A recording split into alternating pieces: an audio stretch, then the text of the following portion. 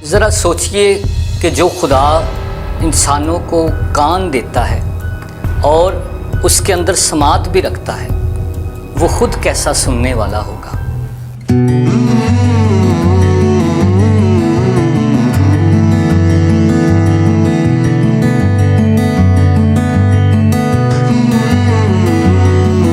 यकीनन खुदा बेहतर और बेहतरीन सुनने वाला और अपनी मर्ज़ी के मुताबिक वक्त पर जवाब देने वाला खुदा है।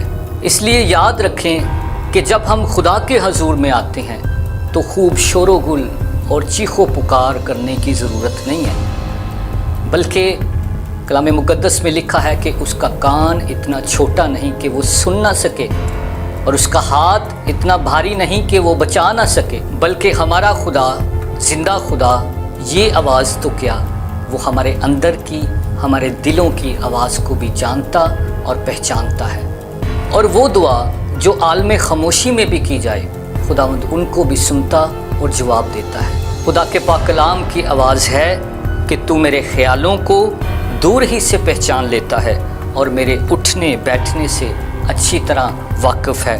आइए मेरे अजीज़ों, हम जब भी खुदावंद के हजूर में जाएं तो उसको डांटें मत, उसको झिड़के मत, बल्कि उसको अपना मालिक और आका मानते हुए बड़ी आजिज़ी और इनकिसारी के साथ अपना दिल उंडेलें, अपनी दरख्वास्तें रखें, क्योंकि खुदा मगरूर का मुकाबला करता है और फ़रोतनों को तौफ़ीक बख्शता है। खुदा मुझे और आपको इस ख्याल को समझने की तौफ़ीक बख्शे और बड़ी बरकत दे।